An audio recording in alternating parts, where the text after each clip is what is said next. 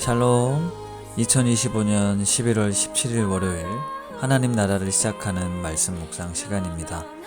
오늘은 작년 오순 구연길 장로님께서 학계 1장 1절에서 15절까지 말씀을 봉독해 주시겠습니다. 하나님의 말씀을 경청하십시오.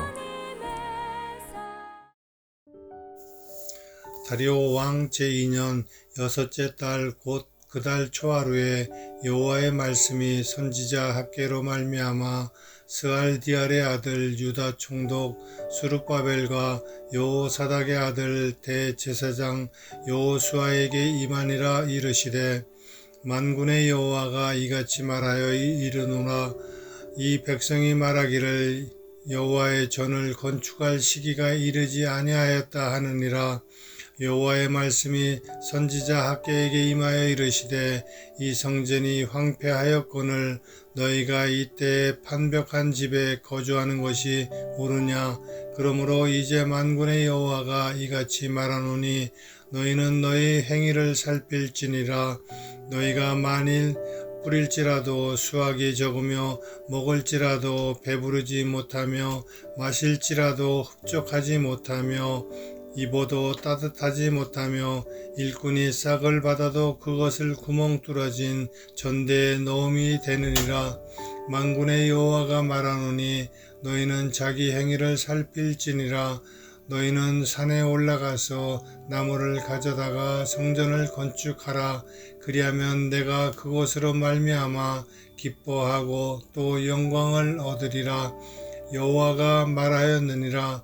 너희가 많은 것을 바랐으나 도리어 적었고 너희가 그것을 집으로 가져갔으나 내가 풀어버렸느니라. 나 만군의 여호와가 말하노라. 이것이 무슨 까닭이냐. 내 집은 황폐하였으되 너희는 각각 자기의 집을 짓기 위하여 빨랐음이라. 그러므로 너희로 말미암아 하늘은 이슬을 그쳤고 땅은 산물을 그쳤음에 내가 이 땅과 산과 곡물과 새 포도주와 기름과 땅의 모든 소산과 사람과 가축과 손으로 수고하는 모든 일에 한 죄를 들게 하였느니라.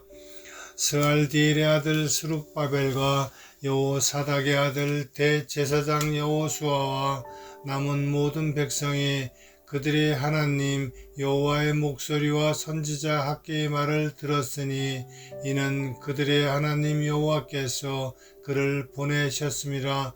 백성이 다 여호와를 경외하매 그때에 여호와의 사자 학개가 여호와의 위임을 받아 백성에게 말하여 이르되 여호와가 말하노니 내가 너희와 함께 하노라 하니라. 여호와께서 스알디엘의 아들 유다 총독 수룹바벨의 마음과 여호사닥의 아들 대제사장 여호수아의 마음과 남은 모든 백성의 마음을 감동시키매 그들이 와서 만군의 여호와 그들의 하나님의 전 공사를 하였으니 그때는 다리오 왕 제2년 여섯째 달 24일이었더라. 아멘. 저는 2006년도 청소년부 전도사로 높은 뜻 숭의교회에서 사역을 시작했는데요. 저에겐 너무나 큰 감사입니다. 그렇게 하나님의 은혜로 20년이 지나 지금은 높은 뜻 우신교회 담임 목사가 되어 있는데요. 그 은혜에 머물지 않고 저 역시 부르심에 합당한 모습으로 이 자리를 잘 감당할 수 있기를 소망합니다. 하나님께서 주인이 되신다라는 높은 뜻 철학이 참 인상 깊었는데요. 제가 사역을 하면서 더 인상 깊었던 캐치프레이즈가 하나 있습니다. 바로 보이지 않는 성전 건축입니다. 모여라, 돈 내라, 집 짓자라는 한국교회 민낯을 드러내는 구호 속에서 김동호 목사님께서 보이지 않는 성전 건축을 도전하셨을 때 참 놀랐던 기억이 있습니다. 2007년에 200억이라는 금액을 보이지 않는 성전 건축으로 작정하고 예배당을 짓는 대신 하나님이 기뻐하시는 일과 사역에 쓰기로 했습니다. 5,000명이나 되었던 성도들이 더 대형 교회로 나아가기 위해 큰 교회 예배당을 짓기로 결정하지 않고 보이지 않는 성전을 건축하자라는 설교가 참 기억에 남습니다. 그런데 아시는 것처럼 2008년도에 숭의여자대학교로부터 나가달라는 통보를 받게 되는데요. 보이지 않는 성전 건축을 하나님께서 기뻐하셨기 때문에 그 준비한 헌금을 교회가 학교에서 쫓겨나므로 보이는 성전으로 건축하는 방향으로 전환하게끔 이것은 사단이 방해하는 것이다 라고 해석해서 오히려 그때 교회를 넷으로 분립하기로 결정을 합니다. 이때 깨닫게 된 중요한 교훈이 있죠. 하나님께서 기뻐하시는 일을 위해서 어떤 우리의 필요를 먼저 내려놓는 일이 어리석은 일이 아니라는 사실이었습니다.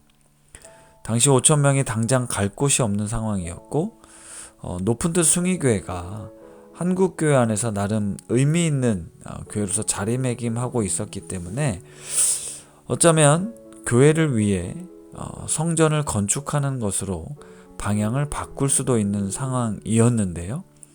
그것은 하나님을 위한 일이 아니라 우리들을 위한 생각이었습니다. 오늘 학개서 말씀을 보면서 이 말씀이 자칫 보이는 성전을 건축하는 것이 하나님이 정말 원하시는 일이라 라고 오해해서는 안 되겠다는 생각을 하게 됐는데요. 먼저 본문 말씀을 처음 읽어보면 이스라엘 백성들에게 하나님이 말씀하시죠. 너희는 판벽한 집에 거하면서 내가 거하는 성전은 황폐하게 두는 게 말이 되냐? 너희가 많이 뿌려도 수확이 적고 먹어도 배고프고 입어도 따뜻하지 못한 이유는 너희가 자기 집을 짓기 위해서 내 집을 황폐하게 두었기 때문이다 라고 말씀하십니다.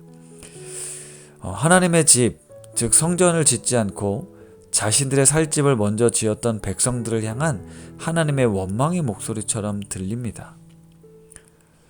그러니까 어떤 일이 있어도 성전을 먼저 짓고 그 다음 너희 집을 지어야 된다라고 해석될 수 있는데요. 본문의 배경을 잘 살펴보면 꼭 그런 것만이 아닙니다. 우리가 앞서 에스라 4장에서 보았을 때 포로에서 귀향했던 사람들이 먼저 성전을 건축하기 위해 기초를 쌓는 장면이 나옵니다. 그들의 우선순위는 하나님을 예배하는 것이었고 이스라엘 민족의 정체성의 상징인 성전을 건축하는 것을 우선순위로 삼았습니다. 그런데 본토에 남아있던 사람들이 성전 건축을 방해했고요. 바사왕 고레스의 시대로부터 다리오가 즉위할 때까지 그들은 관리들에게 뇌물을 주면서 성전을 재건하는 건축 계획을 막았습니다. 그러니까 이스라엘 백성들, 포로로 귀환했던 그들은 성전을 먼저 건축하려는 우선순위가 있었지만 외부 방해로 인해 중단했던 것이고 그 시간 동안 자신들의 살 집을 짓고 안정을 꾀한 것이었죠. 그러니까 처음부터 자신들의 생존을 위해 집을 먼저 지은 것은 아닙니다. 그렇다면 문제는 무엇이냐? 그들이 그렇게 시간이 지나면서 우선순위를 잊어버렸다라는 거죠. 2절 말씀에 보니까 지금은 여호와의 전을 건축할 시기가 이르지 아니하였다 라고 말하고 있는 거예요. 지금은 건축할 때가 아니라는 거죠. 하나님께서는 노골적으로 성전 건축을 요구하신 것이 아니라 흐트러진 이스라엘 백성들의 마음을 다시 새롭게 하시기 위해 오늘 학개 선지자를 통해 말씀하시는 겁니다. 우리의 본성은 이처럼 금방 게을러지고 문제를 만나면 회피하려 하죠. 그렇게 시간이 지나다 보면 내 삶의 무너진 기초를 그냥 방치하고 그럭저럭 살아갑니다. 그럴듯한 이유와 변명을 대면서 말이죠. 하지만 하나님께서는 우리가 깨어서 주님께 나오기를 바라십니다. 내가 너희와 함께한다 말씀하시면서 우리의 삶의 우선순위를 다시 정립하려고 하죠. 높은 뜻 우신교회를 6년간 사역하고 이제 곧 재신임 투표를 앞두고 있는데 우리 자신과 교회를 다시 살펴야겠습니다. 하나님께서 기뻐하시는 뜻을 따라 우신교회가 시작되었지만 우리가 미처 돌아보지 못한 부분은 무엇인지 그리고 다시 힘있게 세워가야 될 하나님의 뜻이 무엇인지 물어야겠습니다. 그리고 높은 뜻 교회로 우신교회로 보내주신 성도님들과 함께 우신 중고등학교에 교회를 세우신 하나님의 뜻을 분별하며 하나님이 기뻐하시는 교회로 다시금 더 성장하기를 힘써야겠습니다. 기도하겠습니다. 하나님 아버지, 분주한 일상을 살다 결국 우리 삶의 우선순위를 놓치고 말 때가 많습니다. 당장 먹고 사는 문제들, 그리고 나의 욕심과 욕망에 빠져 하나님을 바라보지 못하고 적당히 타협하고 살아갑니다. 오늘 학개서 말씀을 보며 다시금 우리 삶을 살펴보고 내가 건축해야 될 하나님의 성전이 무엇인지 생각해 봅니다. 그리고 변명과 핑계가 아닌 하나님의 주인 되심을 삶으로 고백할 수 있게 하옵소서. 예수님의 이름으로 기도드립니다. 아멘. 오늘 말씀을 봉독해 주신 구연길 장로님의 레마의 말씀 사연 읽어드리겠습니다.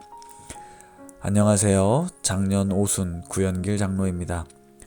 저는 1985년 결혼을 하면서 교회 신앙생활을 시작했습니다. 86년에 다니던 직장에 큰 문제가 생겨서 이직을 해야 할 때 저 또한 큰 꿈을 가지고 있어 개인 사업을 시작했습니다.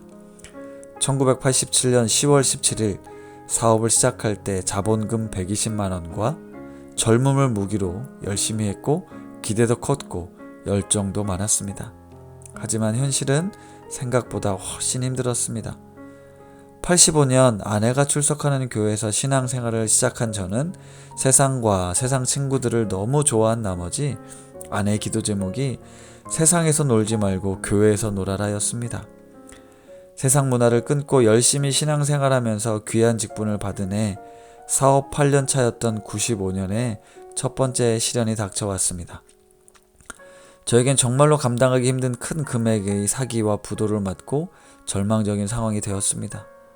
아내에게 말도 못하고 수개월 동안 밤에 잠을 이루지 못하며 하나님, 정말 교회에서 열심히 한 저에게 왜 이런 시련을 주십니까? 원망하며 아쉬움을 토로하며 묻던 때가 많았습니다. 그때 하나님께서 제 마음에 주신 말씀이 있습니다. 이사야 14장 24절. 내가 생각한 것이 반드시 되며 내가 경영한 것을 반드시 이루리라입니다. 처음에는 그냥 지나가는 말씀처럼 읽었지만 어느 순간 제 마음 깊은 곳에 울림이 있었습니다. 내가 경영한 것을 반드시 이루리라. 그 말씀이 제 마음을 변화시켜 주었습니다. 그동안 저는 사업의 주인이 저 자신이라고 생각했습니다. 더 열심히 더 잘해야만 결과가 나온다고 믿었죠. 하지만 하나님께서 제게 이 일의 주인은 너가 아니라 나다. 그 깨달음이 제 마음을 회복시켜 주셨습니다. 그래서 하나님이 경영하시면 실패는 없겠구나. 지금 이 길도 하나님의 계획 안에 있겠구나. 이런 생각이 저에게 다시 용기를 주셨습니다. 그날 이후로 일이 잘 될 때에도 어려울 때도 믿음으로 반응하게 하옵소서 기도하며 하루하루 걸었습니다. 눈앞의 상황은 바로 변하지 않았지만 제 마음의 평안이 찾아왔습니다. 그리고 긴 세월이 지나며 한 걸음씩 길을 열어주셨습니다. 많은 사람들과의 관계를 만들어주셨고 관계 속에 예상치 못한 기회를 주셨고 막힌 길을 다른 방향으로 인도해 주셨습니다. 온 나라가 힘들었던 IMF 시기가 저에겐 기회가 되어 회복되었습니다. 저의 사업장이 정상화되었을 때 아내에게 말 못했던 그동안의 극복 과정을 설명해 주었습니다. 돌아보면 모든 과정이 하나님의 손길이었습니다. 제가 이해하지 못했던 시간들조차 하나님은 이미 경영 중이셨다는 사실을 이제는 알게 되었습니다. 사업이라는 것은 늘 불확실하고 변화가 많지만 저는 이제 더 이상 두렵지 않습니다. 내 생각보다 크신 하나님이 그 길을 생각하시고 경영하고 계시기 때문이죠. 내 생각, 내 계획보다 더 좋은 것을 주시는 하나님, 주님의 지혜로, 주님의 능력으로 가장 좋은 것으로 채워주신 하나님을 찬양합니다. 라며 매일매일 살아가고 있습니다. 네, 이렇게 사연 보내주셨는데요. 장로님의 인생에 만나주신 하나님의 말씀, 그 레마의 말씀 사연 감사드립니다. 장로님께서 추천해주신 찬양 세상의 유혹 시험이 들으시면서 더 깊은 묵상 하시겠습니다. 세상의 유혹 시험이 내게 몰려올 때 나의 힘으론 그것들 모두 이길 수 없네. 거대한 폭풍 가운데 위축된 나의 영혼 어찌할 바를 몰라 헤매이고 있을 때 세상의 세상의 유혹 시험이 내게 몰려올 때에 나의 힘으론 그것들 모두 이길 수 없네. 거대한 폭풍 가운데 위축된 나의 영혼 어찌할 바를 몰라 헤매이고 있을 때 주의 찬양 손을 들고 찬양 전쟁은 나에게 속한 것 아니니 주의 찬양 손을 들고 찬양 전쟁은 하나님께 속한 것이 거짓과 속임수